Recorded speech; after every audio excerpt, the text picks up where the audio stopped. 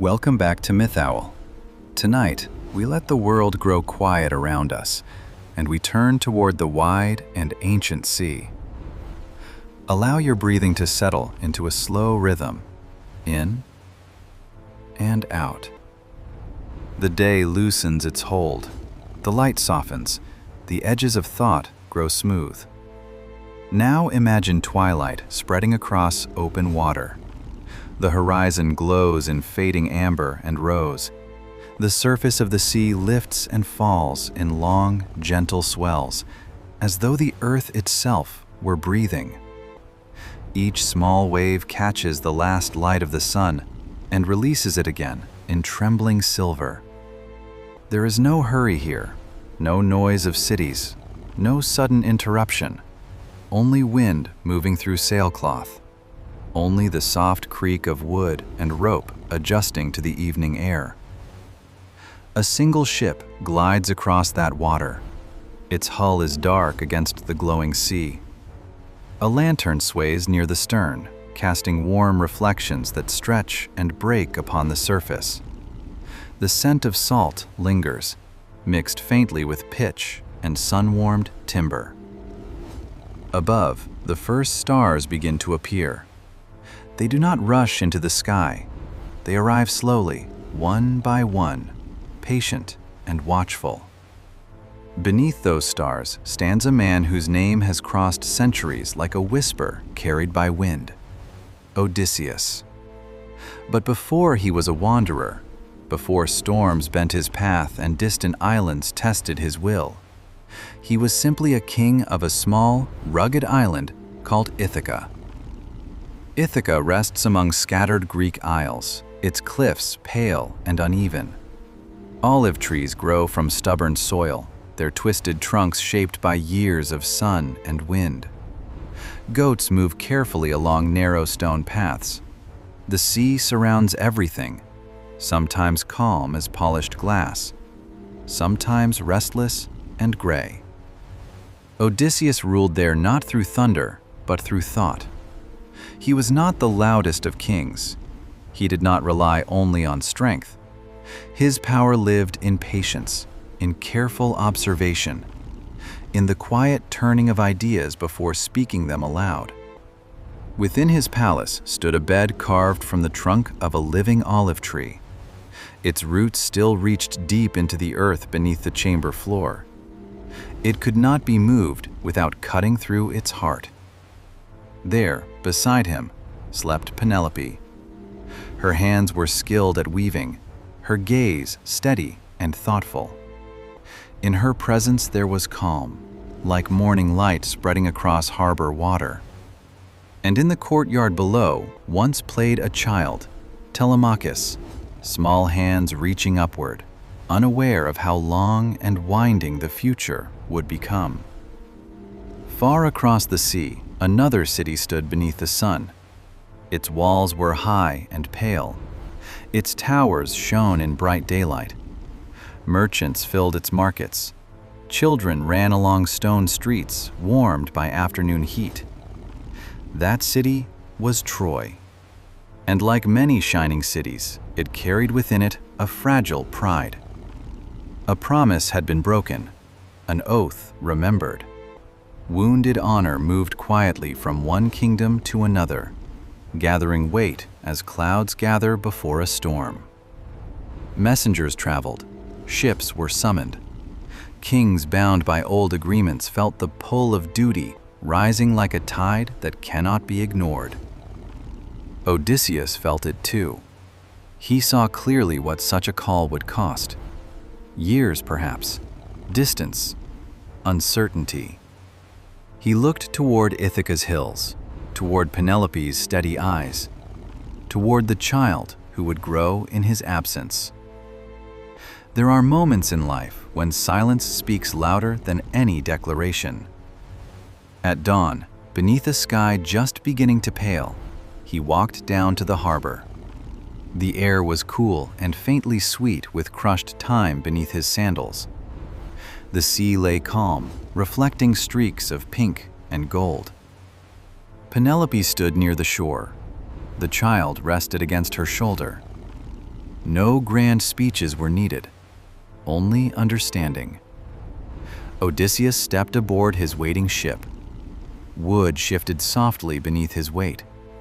The sail caught its first breath of morning wind. Oars dipped gently into water, creating widening circles that shimmered in the rising light. Slowly, Ithaca began to drift away. The olive trees blurred into pale silver. The cliffs softened into distant shapes. The palace grew small against the hills. Ahead lay Troy. Ahead lay 10 long years beneath open sky and relentless sun. And beyond those years, something far stranger. But we will not hurry toward storms. Tonight, we begin only with departure, with the steady rhythm of oars, with the quiet creak of rope and timber, with the sea opening wide and endless before a man who does not yet know how far he will travel. The stars brighten now above the darkening water. The world grows softer, and the journey, long and winding as it will become, has only just begun. The fleet moved steadily eastward, sail after sail stretching along the horizon like pale wings against blue sky. Morning light shimmered on bronze shields stacked along the decks. The scent of salt and tar clung to the warm air. Oars dipped in slow rhythm, carving quiet paths through open water. At first, the journey felt almost peaceful. The sea was wide and generous. Gulls circled overhead. The wind held steady, neither harsh nor restless. Odysseus stood near the stern of his ship, one hand resting lightly on worn wood polished by years of travel. He watched the horizon more than he spoke. Around him were other kings, men strong in arm and certain in voice. They spoke of glory and swift victory. They imagined Troy's gates falling quickly beneath united force. Odysseus did not interrupt them.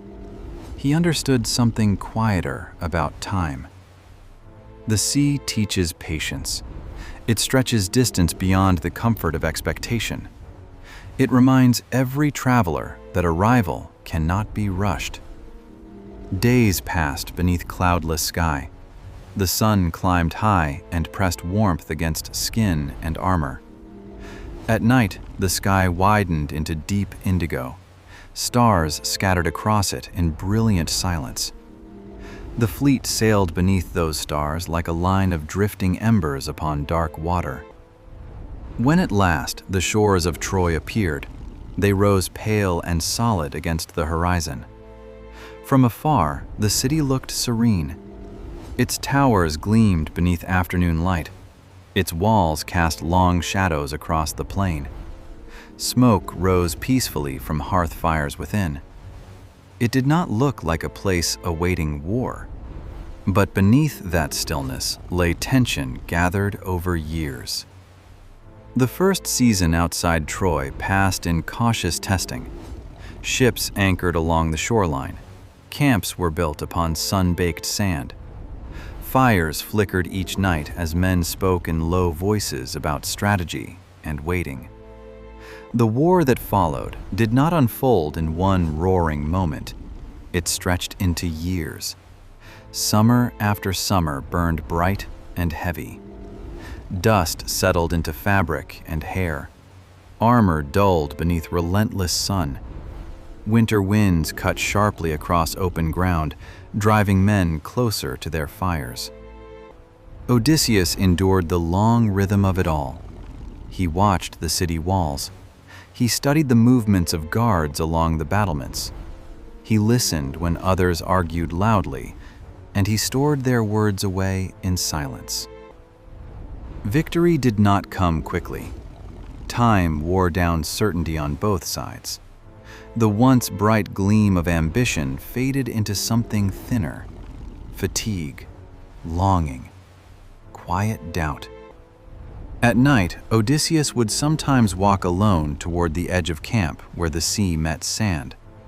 The water moved steadily under starlight, indifferent to human struggle. Waves lifted and fell in soft repetition, whispering against shore. He would close his eyes and imagine Ithaca. Olive trees trembling in evening breeze, the steady gaze of Penelope, the child who would no longer be small. The sea carried memory more faithfully than any messenger. 10 long years passed beneath that distant sky. At last, when patience had stretched thin and pride had hardened into weariness, an idea began to form. Not loud, not blazing, but deliberate. A horse of wood, tall and hollow, built with care. It stood before Troy's gates like a silent question beneath bright sun. The Greek ships withdrew from sight, leaving the strange offering behind. Within Troy's walls, debate stirred. Curiosity overcame caution. The gates opened. We will not dwell on what followed in sharp detail. Only imagine night descending upon stone streets, torches flickering uncertainly, smoke rising slowly toward a sky filled with startled stars. When dawn came again, Troy's shining certainty had faded. The war had ended. The long siege was over. The sea waited once more beyond the shore. Ships were gathered again, sails mended, supplies loaded with hands eager for home. Laughter returned, cautious but bright, like sunlight after storm. Odysseus stepped aboard his vessel with steady breath. The shoreline of Troy receded slowly behind him. Home lay somewhere beyond the wide horizon. He could almost feel it. But the sea, vast and breathing beneath the rising wind, had not yet finished shaping his story. The ships turned westward, their sails filled with a wind that felt almost kind. For several days, the sea carried them gently. Waves rolled in long, unbroken swells beneath a pale sky. Sunlight scattered across the surface in shifting patterns of silver and white. The men leaned against the rails and let their shoulders loosen for the first time in years. Home felt near enough to imagine clearly. They spoke of vineyards warmed by afternoon sun, of shaded courtyards and familiar doorways, of children who would now be taller, voices deeper, faces changed by time. Odysseus listened to their quiet laughter. He allowed hope to settle in his chest, though he held it carefully, as one holds a fragile cup that might easily spill. The sea teaches restraint. It gives generously one day and tests without warning the next. Their first stop came upon a distant shore where the sand was pale and wind-smoothed.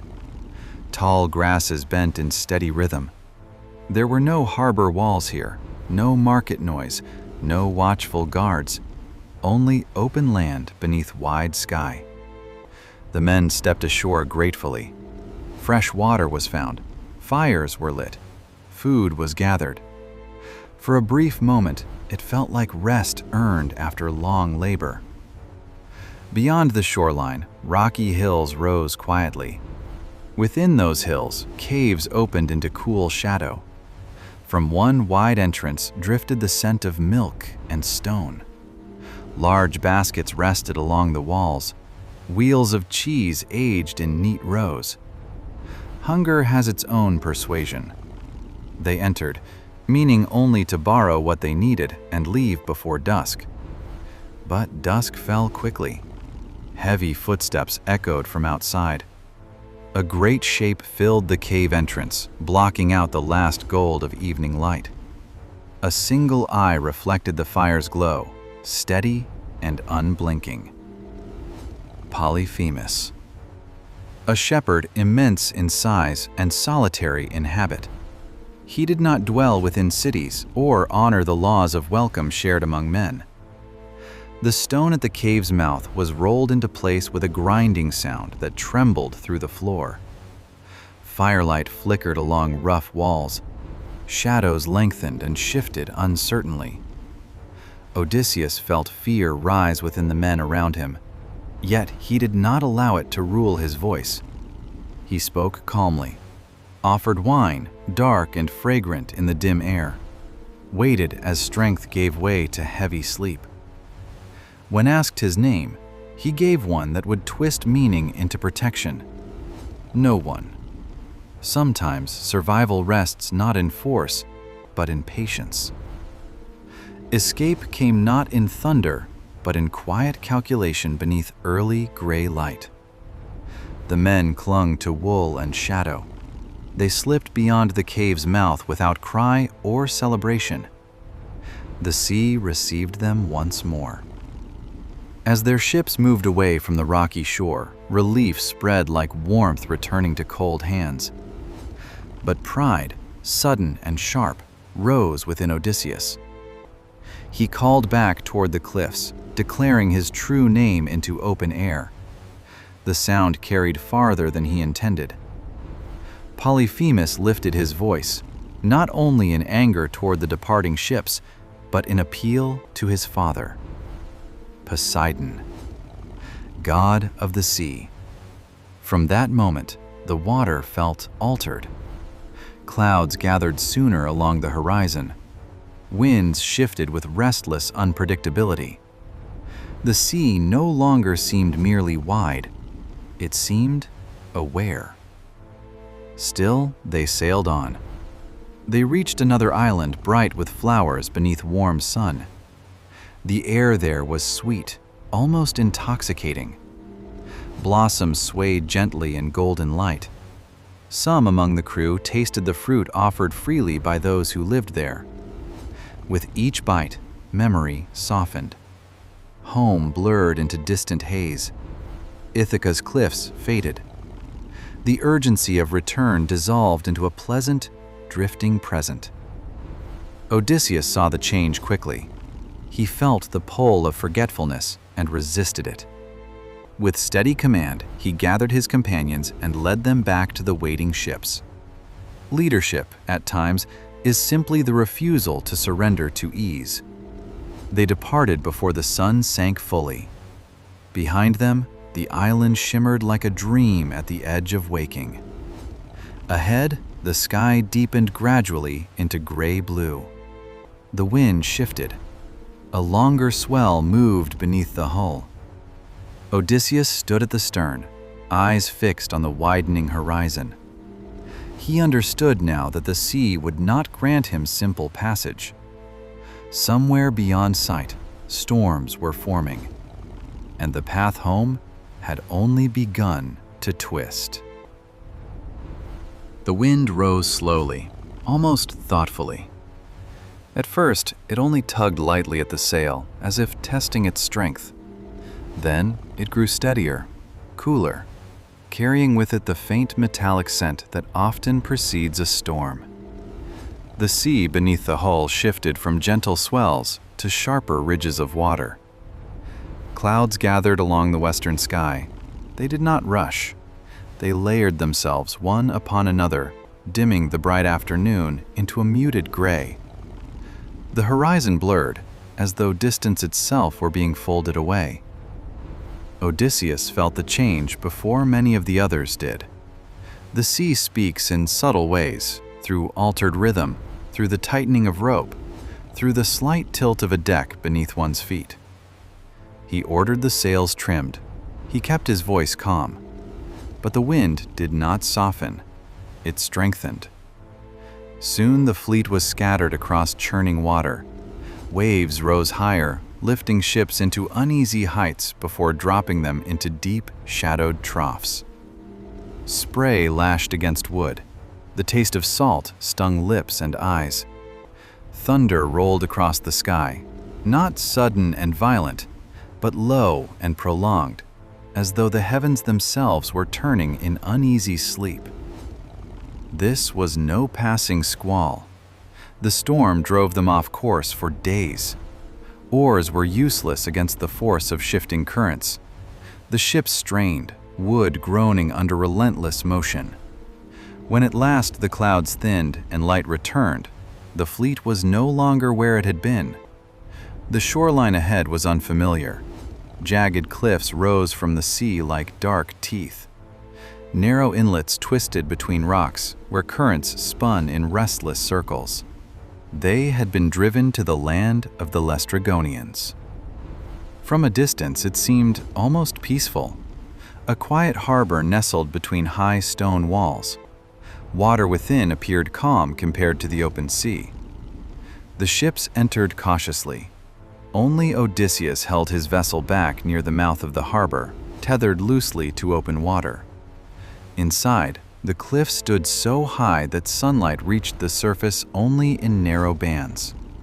The air felt heavy, close, as if sound itself were swallowed before it could travel far. Men stepped ashore seeking water and guidance. But this land did not welcome travelers gently. The cliffs above came alive with movement. Great shapes shifted against the sky. Stones, vast and sudden, descended toward the harbor. We will not linger on harsh detail. Only know that the quiet harbor became chaos. Ships splintered against rock. Water churned with broken wood. The narrow entrance that had seemed protective became a trap. Odysseus, still near the mouth of the harbor, cut his rope swiftly. His crew rowed with desperate strength, pushing back toward open sea. Behind them, the cliffs closed once more into silence. When the storm of stone ended, only one ship remained. The others were gone. The sea ahead lay wide and indifferent beneath pale sky.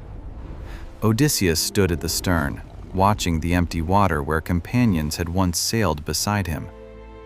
His face did not harden. It grew still. Loss settles quietly at first.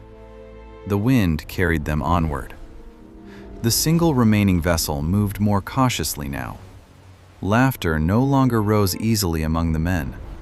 The space once filled by many ships stretched around them like an echo. Days later, another island appeared, green and dense with forest. Smoke rose faintly from somewhere inland. The air smelled of pine and distant rain. Exhaustion pressed upon them, yet they had no choice but to land. This island belonged to Circe. Her dwelling stood within a clearing, surrounded by tall trees. The air there was strangely calm. Birds perched quietly upon branches. Wolves and lions moved nearby, but not with wild hunger. They watched with almost human stillness. A group of men approached her hall. From within came the faint sound of singing, soft, almost soothing. The door opened easily. Warm light spilled across the forest floor. Inside, Circe welcomed them with gentle voice and offered food and drink. But comfort can conceal transformation. When Odysseus learned what had happened within those walls, he did not charge blindly forward. He paused. He considered. He accepted a small measure of guidance from unseen hands. With steady resolve, he entered Circe's hall alone. And there, rather than force, he used firmness of will and clarity of mind. Circe's power softened beneath his calm resistance. In time, she restored what had been altered. She offered not hostility, but hospitality. Days stretched into weeks upon her island. The men rested. Wounds healed. Meals were warm. The forest hummed gently in evening air. Yet even in comfort, Odysseus felt the steady pull of unfinished journey. Home still lay beyond the horizon. And though storms had taken much from him, the path ahead, long and winding, remained. The island of Circe did not feel hostile once the first fear had passed. Morning light filtered through tall trees and pale green ribbons. The air carried the scent of pine needles warmed by sun. A stream ran nearby, its steady murmur blending with distant birdsong. For the first time in many seasons, the men rested without bracing for danger. Their shoulders lowered, their sleep deepened. Food was plentiful, warm, and carefully prepared. Wounds closed, salt left their skin. Circe herself moved quietly through her halls. She was not loud, not cruel in the way rumors often paint such figures. Her voice carried a softness like wind brushing through tall grass. Her eyes, though knowing, did not burn with threat. Time stretched there. Days blended into one another beneath golden afternoons and cool blue evenings. The sea could be glimpsed through breaks in the trees, shining faintly beyond the forest's edge. Odysseus might have remained longer, but longing does not dissolve so easily. One evening, as twilight settled across the island, he stood at the shoreline alone. The water reflected bands of fading pink and violet. Each wave lifted gently, then fell, whispering against sand. He felt Ithaca as one feels a distant warmth through closed eyes. Home was no longer an idea. It was a steady ache. Circe approached him then, her steps nearly silent. She did not speak immediately. She watched the horizon as he did. At last, she told him something difficult. The road home would not be simple. It would not be straight. Before he could return to Ithaca, he must travel somewhere no living man chooses willingly. He must descend to the realm of shadows, to seek counsel from one who had crossed beyond life. Odysseus did not respond with fear. He listened. Sometimes courage is not loud defiance. Sometimes it is the quiet acceptance of a path one would rather avoid. The next morning, Circe gave careful instructions. How to sail toward the far edge of the world where ocean meets mist. How to find the entrance where earth grows dim and silence thickens. The men prepared reluctantly. The ship pushed away once more from gentle shore. Forest and stone faded behind them. The sea ahead darkened gradually, as though light itself thinned with each passing mile. Days passed beneath a sky that seemed lower than before. The wind moved softly, almost cautiously. The water reflected little light, its surface more slate than blue. At last, they reached a place where the air felt still. No birds circled overhead. No fish broke the surface.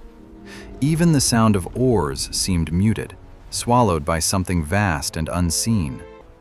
This was the boundary between worlds. Odysseus stepped ashore upon ground that felt cool and unfamiliar. The earth here did not smell of grass or blossom. It carried instead a faint mineral scent, dry and distant. He moved carefully, guided by Circe's instructions. We will not dwell on rites or details. Only imagine a quiet clearing beneath a sky without color. A thin mist curling low across the ground. A sense of presence without form. From that stillness came voices. Soft at first, then clearer. Echoes of those who had once walked beneath the sun. Odysseus listened. He heard of dangers ahead, of narrow straits guarded by ancient forces, of cattle sacred and untouchable, of storms that would test endurance beyond strength. He also heard something gentler, a reminder that home remained real, that patience and restraint would matter more than pride. The encounter did not feel like terror. It felt like standing in deep twilight where memory gathers quietly around you. When at last he turned back toward his waiting ship, the mist seemed thinner.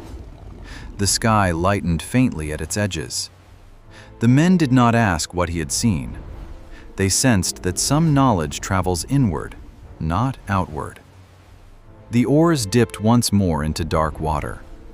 Gradually, as they sailed away from that shadowed shore, color returned to the sky. The wind regained warmth. The sea reflected pale blue once again. Odysseus stood at the helm, steadier now. He knew the path ahead would narrow. He knew temptation would whisper. He knew that the sea, though beautiful, could be merciless. But he also knew this: the journey was no longer only survival. It was understanding. And somewhere beyond the long, breathing horizon, Ithaca still waited beneath its olive trees, patient as the tide. When they returned once more to Circe's island, it was not as frightened men, but as travelers carrying quiet knowledge. The forest greeted them with the same green hush. Sunlight filtered through leaves in soft patterns that trembled across the ground. The stream still moved with its steady murmur, unchanged by their passage to darker shores. Circe listened carefully as Odysseus spoke. She did not interrupt. She did not soften what she already knew. Instead, she prepared them for what waited ahead, not with drama, but with clarity. "The sea will test your ears," she told him gently. "There will be voices that promise sweetness beyond measure." And so she warned him of the Sirens, creatures whose song carried longing within it, not a loud cry, not a harsh command, but a melody woven from memory itself. No sailor who steered toward that sound ever returned. The next morning, under a pale sky brushed with silver clouds, the ship departed again. The forest receded behind them. The open water widened before them. For a time, the sea lay calm, too calm. No wind moved. The sail hung slack. The oars dipped quietly in unison, breaking the glass-like surface with gentle rhythm. The air felt still, heavy, as though listening. Odysseus followed Circe's counsel carefully. He softened beeswax between his fingers and pressed it into the ears of each man. He tied himself firmly to the mast, rope drawn tight across his chest and arms. "Whatever I say," he instructed them, "do not release me." The crew nodded, though they did not fully understand. Then it began. At first, it was only a faint thread of sound carried across the water, a tone so delicate it might have been mistaken for wind. But it grew. It shimmered. The song drifted over the sea like sunlight through water, clear, beckoning, impossibly gentle. It promised knowledge. It promised peace. It promised the end of striving and the comfort of being fully understood. Odysseus felt it enter his mind like a remembered dream. He strained against the ropes, not in anger, but in longing. His heart raced, his breath quickened. He called out silently, though no one could hear him through wax-sealed ears. The ship moved forward steadily. The oars did not falter. The sailors, deaf to temptation, rowed with unwavering rhythm. Gradually, the melody thinned. It faded into distant echo. The sea resumed its ordinary hush. Odysseus sagged against the mast, breath slowing. The ropes were loosened carefully. The danger had passed, not through force, but through restraint. Yet the path ahead narrowed further. Soon dark rock rose from the water like ancient teeth. Waves surged between them in restless currents. On one side lay Charybdis, a vast whirlpool that swallowed and released the sea in slow, terrifying breath. On the other, Scylla, a presence hidden high within a cavern carved into stone. Odysseus remembered the warnings from shadowed shores. He chose the narrower passage. The ship hugged the cliffside. The air grew colder, tinged with mineral scent. The water churned uneasily beneath the hull. No shouting filled the air, only the steady, strained rhythm of oars.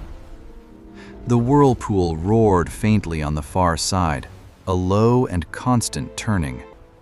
The cavern above cast long shadows across the deck. Loss brushed close in that narrow strait. We will not linger there.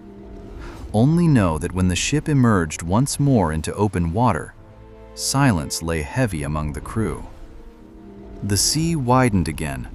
The sky brightened slowly overhead, but the journey had thinned them. Odysseus stood at the stern, eyes fixed on the distant horizon. He had resisted song. He had navigated stone. He had endured shadow. And still, home remained beyond sight. The wind returned softly, filling the sail with steady breath. The sea carried them onward, patient and immense, as though testing not only strength, but the quiet endurance of the heart. Beyond the narrow strait, the sea opened wide again. The sky stretched pale and clear above them, as if nothing had ever disturbed its quiet surface. The sail filled with a steady wind. The ship moved forward in long, measured rhythm. But something within the men had shifted. Silence settled more easily now. Laughter did not rise as quickly as it once had. Each man seemed to carry his own private memory of what the sea had taken. Days passed beneath warm sunlight. At dusk, the horizon glowed in soft amber. At night, stars shimmered like distant watchfires across the dark expanse. The sea reflected them gently, breaking each point of light into trembling fragments. Ahead, another island emerged. It was low and green, ringed by smooth shore. Grass rippled under mild wind. Cattle grazed peacefully across open fields, their dark shapes moving slowly in golden light. The air smelled sweet, fresh earth, warm hide, faint wildflowers. This was the island of Helios, keeper of the sun. Odysseus remembered clearly the warning given in shadowed lands. The cattle here were sacred. They were not to be harmed, not to be touched. He spoke firmly to his crew. "We will not linger," he told them. "We will take only water and move on." At first they obeyed, but the sea does not always allow swift departure. Clouds gathered unexpectedly along the horizon. The wind faltered, then reversed. Waves pressed stubbornly against the hull. The ship could not leave. Days stretched into weeks. Supplies thinned. Bread grew scarce. Hunger tightened its grip around tired bodies. Odysseus urged patience. He reminded them of warnings whispered among shadows. He reminded them of home. Yet hunger speaks loudly where memory grows faint. One afternoon, when Odysseus walked alone inland to pray for favorable wind, the men gave in. The cattle were slaughtered. Smoke rose gently into still air. The scent of roasted meat drifted across the grass. For a brief moment, satisfaction quieted doubt. But when Odysseus returned and saw what had been done, he felt not rage, but a heavy stillness settle within him. The sky above seemed suddenly thinner, the air no longer sweet. When at last the wind returned and the ship pushed away from that shore, the sea felt altered beneath them. Not violent, not yet, only watchful. Clouds thickened quickly, the light dimmed. Thunder rolled low across the water like distant drums beneath deep earth. The storm came without mercy. Waves rose high, lifting the ship into sharp angles before casting it down into dark troughs. Rain lashed against wood. Lightning split the sky in blinding arcs of white. The mast groaned. The hull trembled. One by one, the men were lost to wind and wave. We will not dwell on the harshness of it. Only imagine the sea reclaiming what had defied warning.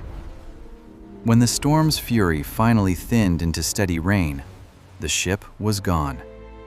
Broken timber drifted upon gray water.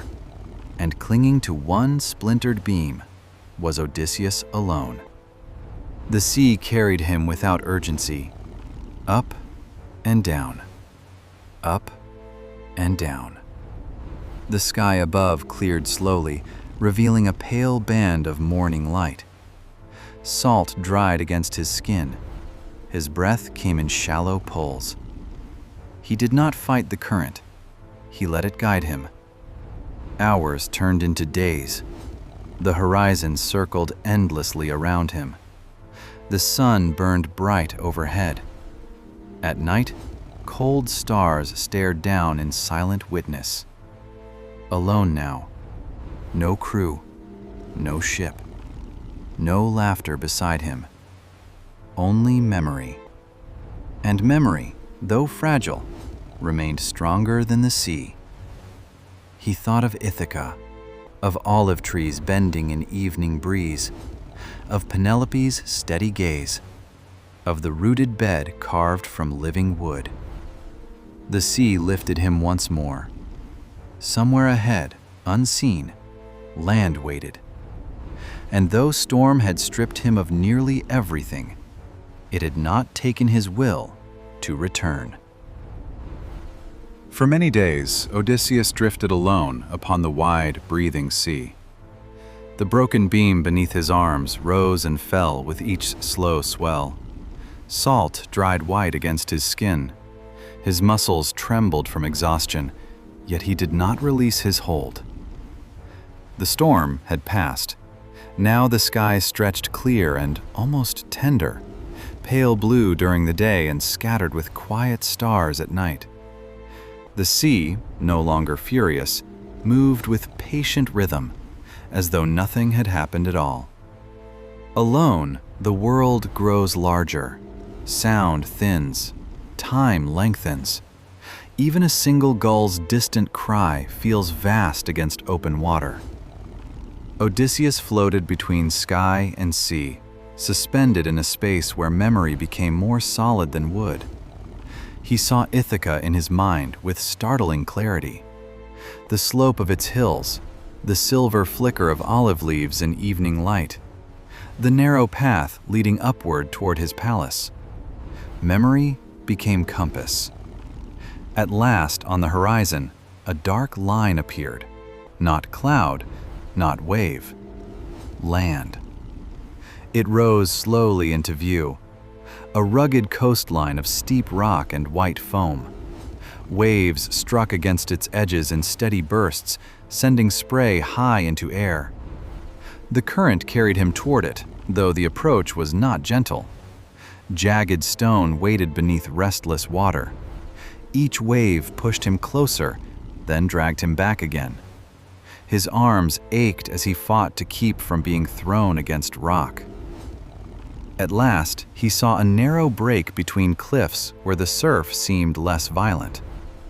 Gathering what strength remained, he let the current guide him toward that small opening. The water shallowed. His feet touched sand beneath swirling tide. He crawled forward, dragging himself beyond the reach of waves. Pebbles pressed into his palms. Salt water streamed from his hair and clothes. He lay there for a long while, listening. The sea roared faintly behind him, but inland, the air felt softer. There was the faint scent of grass, the rustle of leaves. This land was called Scheria, home to the Phaeacians, sailors of remarkable skill, though not conquerors by nature. Odysseus did not rise boldly. He sought first the shelter of olive branches near a riverbank. He gathered leaves around himself for warmth. Sleep came over him in deep, heavy waves. Morning unfolded quietly. Mist lifted from the river in silver strands. Sunlight filtered through branches overhead, and from nearby came the gentle sound of laughter.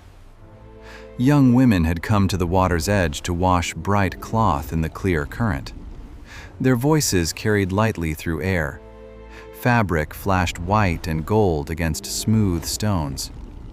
Among them stood Nausicaa, daughter of the island's king. She did not turn away at the sight of a weary stranger emerging from leaves and shadow. Though his hair was tangled and his clothing torn by sea, she saw not threat, but endurance. Odysseus spoke carefully. His voice was steady, though quiet. He asked not for riches, nor for power, only for guidance, a path toward the city, a chance to stand before those who ruled this land. Nausicaa offered him simple clothing. She showed him how to approach the palace with humility. The city of the Phaeacians rose pale and graceful beneath midday sun. Gardens flourished within its walls. Fruit hung heavy from branches. Water flowed through carved channels that shimmered in golden light. Inside the great hall, King Alcinous and Queen Arete listened as Odysseus told his story. He spoke not in thunder. He spoke in reflection, of storms and narrow passages, of islands where sweetness concealed danger, of loss carried quietly across endless water. The hall grew still around him. Torches flickered softly. The scent of warm bread drifted from nearby hearth. When he finished, silence held for a gentle moment. Then King Alcinous spoke with calm certainty. They would carry him home. Their ships moved swiftly, guided almost by thought itself. No storm would hinder them. No current would mislead them. That night, Odysseus slept deeply within palace walls. For the first time since leaving Troy, he felt not pursuit, but protection. And outside, beyond garden gates, the sea lay smooth beneath rising moon, ready to bear him the final stretch toward Ithaca. Before dawn had fully lifted its pale light above the horizon, the Phaeacians prepared their finest ship. It rested at the water's edge, long and smooth, its hull polished to a soft sheen. There were no harsh banners, no clanging armor, only quiet readiness beneath a sky still touched by night. Odysseus stepped aboard with calm gratitude. The sailors moved in near silence, their oars dipping into the sea with perfect rhythm. The vessel glided forward so smoothly, it seemed less to cut through water than to be carried by it. The air was cool. A faint mist hovered over the surface, glowing silver in the earliest light. Stars still lingered above, fading one by one as dawn approached. Odysseus sat near the stern, wrapped in a cloak gifted by Queen Arete. The fabric was warm and soft against his skin. For the first time in many years, his body did not brace for impact or storm. The sea did not resist them. It opened. The ship moved swiftly, guided by skill so refined it felt almost like thought itself. Waves parted gently at the bow. No thunder rolled. No wind shifted in warning. As the horizon brightened into pale gold, exhaustion settled over Odysseus like a quiet tide. He allowed his eyes to close. Sleep came, not the restless half-sleep of danger, but deep and complete. While he slept, the Phaeacian ship crossed distance that once would have taken weeks. It sailed beneath widening sky and over long, patient swells. The sea seemed almost to cooperate, smoothing its breath beneath the vessel's passage. At last, in the soft gray hour before sunrise, the outline of Ithaca rose ahead. Low hills shaped like familiar memory. Rocky shoreline edged with white foam. Olive trees faintly visible against early light. The sailors did not wake him at once. They lifted him carefully, still sleeping, and carried him ashore. They laid him gently upon sand beneath a broad olive tree. Beside him, they placed gifts: woven cloth, fine metal, carved vessels gleaming faintly in dawn light. Then, without ceremony, they departed. Their ship slipped silently back into open water. The sea closed behind them in smooth, unbroken blue. Morning spread slowly across Ithaca. The air smelled of thyme and earth warmed by early sun. A soft breeze moved through leaves overhead, stirring them into faint silver shimmer. Odysseus stirred. For a moment, he did not recognize where he lay. The journey had stretched so long that certainty felt unfamiliar. He rose slowly, brushing sand from his cloak. His eyes scanned the hills, the curve of shoreline, the distant path climbing inland. It looked both smaller and larger than memory. Time had changed him. It had changed his understanding. But something deeper remained unchanged. The earth felt known beneath his feet.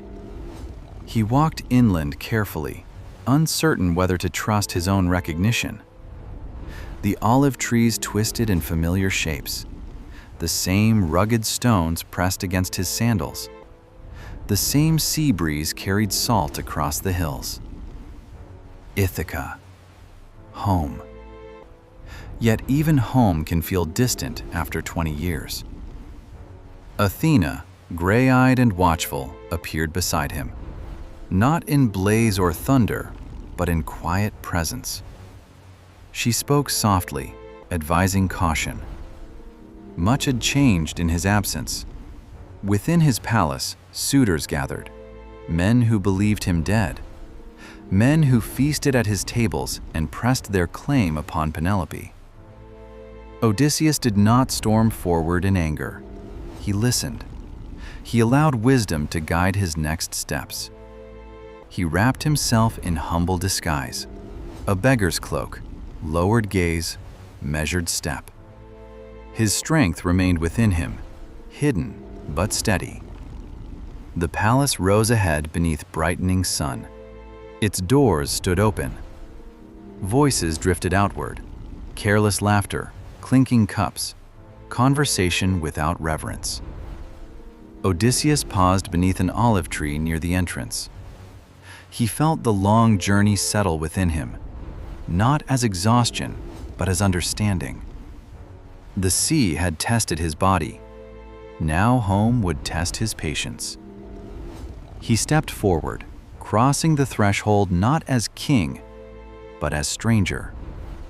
And within those familiar walls, the final shaping of his long return began.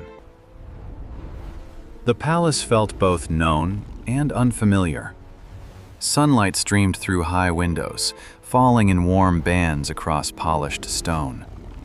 The scent of roasted meat and spilled wine lingered in the air. Laughter echoed loudly, too loudly, beneath ceilings that had once known quieter tones. Odysseus entered leaning upon a simple staff. His cloak was worn, his posture slightly bowed. Dust clung to his sandals. No one looked at him twice. The suitors filled the hall. They reclined at long tables, goblets in hand, speaking easily of futures that were not theirs. They spoke of Penelope as though she were a prize to be claimed. They spoke of Ithaca as though it already belonged to them. Odysseus listened. He measured their faces, their gestures, the careless way they occupied space that had once been his. In a dim corner near the doorway lay an old dog, thin, gray, almost forgotten. His name was Argos. Once he had run swiftly beside his master across open hills. Now his body rested upon cool stone, breath shallow and slow. When Odysseus stepped inside, the dog's ears lifted faintly.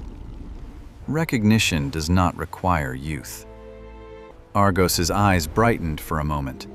His tail stirred against the floor. Odysseus did not meal. He did not call out, but he allowed his gaze to rest upon the faithful creature. And in that quiet exchange, unseen by others, years of waiting were acknowledged. Argos exhaled softly and grew still. Home welcomes in many ways, some gentle, some final. Within her chamber, Penelope remained steadfast. Time had traced delicate lines at the corners of her eyes, yet her posture remained steady.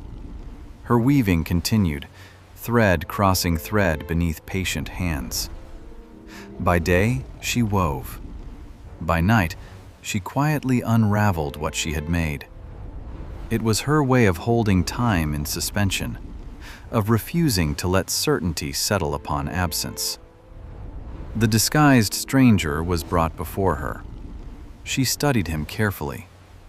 There was something in the cadence of his voice, something in the way he paused before answering. But recognition must be earned gently. She spoke of a test.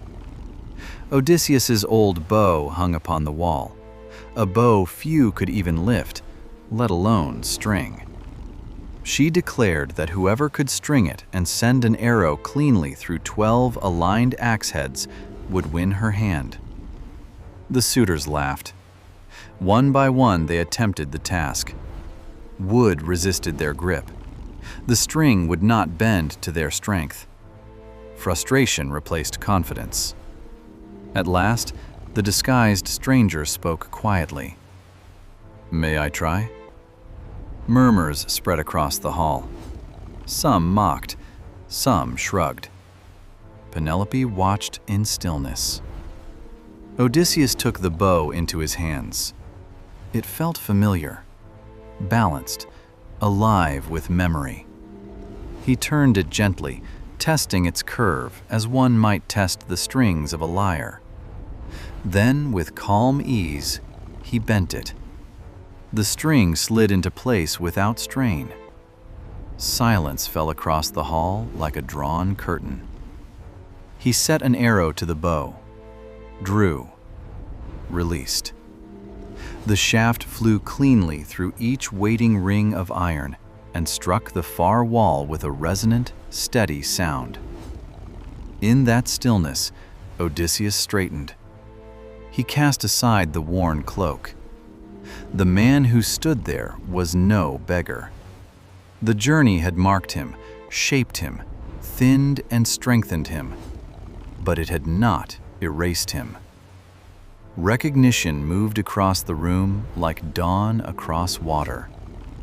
The long wandering had led him here, not to storm, not to shout, but to reclaim what had always been rooted beneath the surface.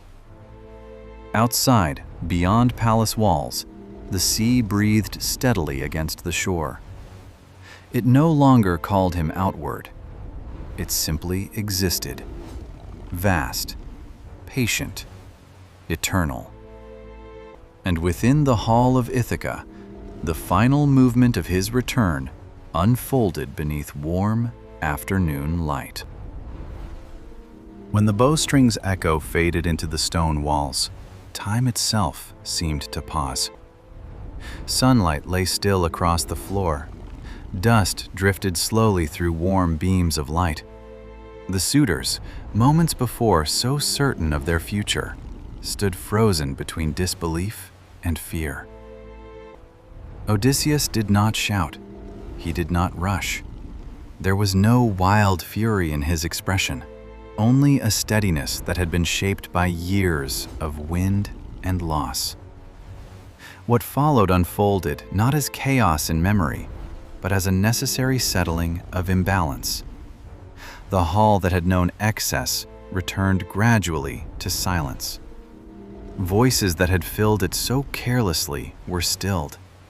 Pride dissolved like foam drawn back into sea. When at last the air no longer trembled with tension, the palace felt changed, lighter, as though a long storm had finally passed beyond its walls. But victory alone does not complete a return. Odysseus turned toward the inner chambers where Penelope waited. She had endured absence not for days or months, but for 20 long years.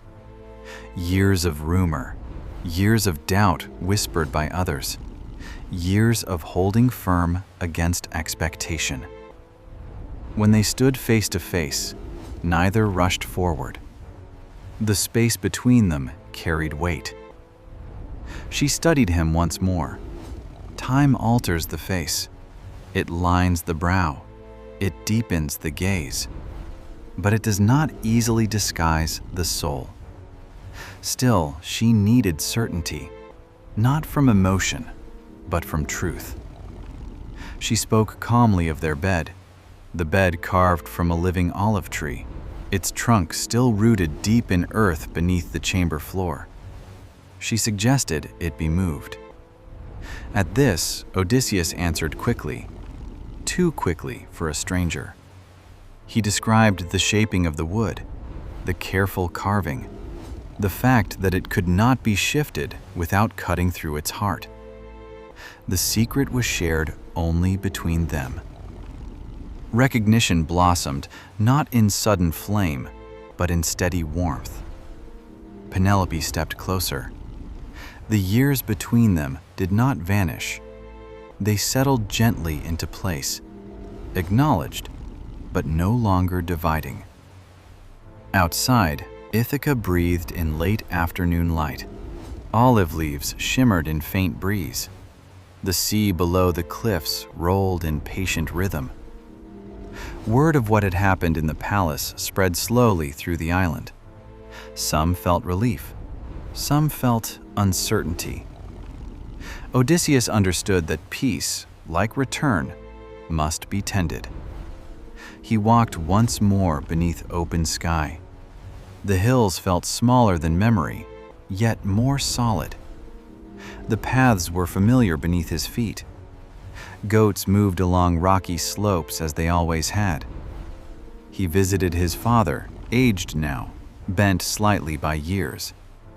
Their reunion carried quiet emotion, no grand display, only the gentle clasp of hands that had once guided him as a child. Time had shaped them both. Yet beneath change, connection remained rooted like the olive tree in their chamber. As evening descended, the sky shifted into soft violet. The first stars appeared, patient and watchful as ever.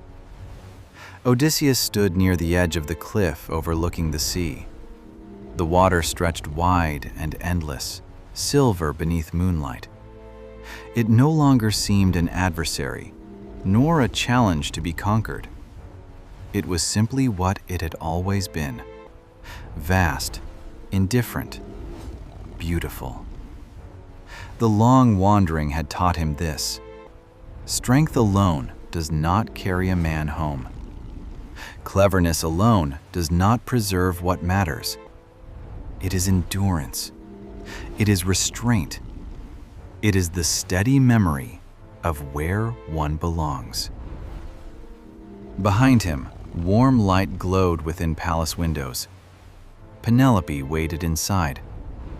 Ithaca rested quietly beneath stars. The sea exhaled in the distance. And for the first time in 20 years, Odysseus felt no pull toward the horizon. The journey had ended, but its lessons would remain, woven gently into memory, like threads crossing and recrossing beneath patient hands. Years passed more quietly after that long return. The palace no longer echoed with restless voices. The halls carried a softer rhythm, footsteps measured, conversations low and unhurried.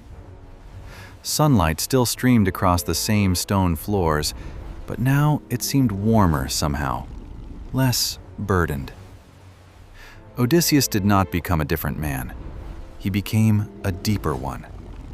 He rose early and walked the hills of Ithaca before the heat of day. Olive leaves shimmered silver in morning light. The air smelled of crushed thyme and distant sea salt. Goats moved slowly along rocky paths, their bells ringing faintly in gentle breeze. Sometimes he would pause at the edge of a cliff and look outward. The sea lay spread before him, vast and breathing. It no longer called him away. It no longer tempted him with unknown horizons. It simply existed, endless and calm beneath open sky. He had crossed it. He had known its moods. He had drifted upon it alone, with nothing but memory to guide him. And now, he watched it not as wanderer, but as witness. Penelope's weaving continued, though no longer as quiet resistance. Her loom filled the chamber with soft, steady motion. Thread crossed thread beneath practiced hands. Patterns formed slowly, deliberately. In the courtyard, Telemachus stood taller now, his voice deeper. The child who had once reached upward in farewell had grown into a man shaped by waiting and uncertainty. Father and son walked together often, not always speaking. Sometimes silence carries understanding better than words. Odysseus told him stories, not of glory or conquest, but of caution, of patience, of the cost of pride when it rises too quickly. He spoke of the Sirens' song and how sweetness can conceal danger. He spoke of narrow straits where only restraint keeps a ship from ruin. He spoke of islands that promise ease but ask for memory in return. Telemachus listened. The lessons were not heavy. They were woven gently, like thread in Penelope's loom. As seasons turned, Ithaca settled into familiar rhythm. Harvest came and passed. Rain softened dry hills. The sea shifted from bright summer blue to deeper winter gray, yet it remained constant in its rising and falling breath. Travelers sometimes arrived from distant islands, bringing tales of strange lands and restless waters. They would glance toward Odysseus, curious. He did not boast. He did not embellish. When he spoke, it was softly. He described the sea at dusk, the way stars reflect upon dark water. The feeling of standing alone between sky and wave, where memory becomes stronger than fear. He understood now that the journey had never been only about distance. It had been about return, about holding fast to something rooted, like the olive tree bed carved from living trunk. Roots matter. Without them, even the cleverest sailor drifts endlessly. One evening, long after storms had faded into memory, Odysseus stood again upon the cliff at twilight. The horizon glowed faintly beneath a sky brushed with gold and violet. The first star appeared, bright and steady. He felt no ache in his chest, no restless pull toward open water. The sea breathed in. The sea breathed out. He had crossed it. He had endured it. He had learned from it. Now he belonged not to wandering, but to stillness. Behind him, warm lamplight flickered through palace windows. The scent of bread drifted faintly through evening air.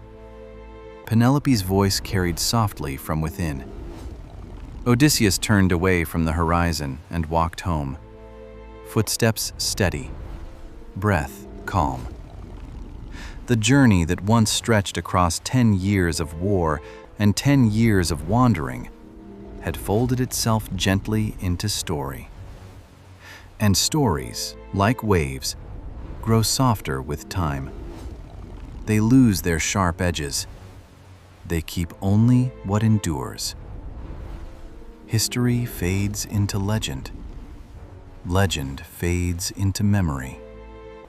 And memory gently becomes sleep.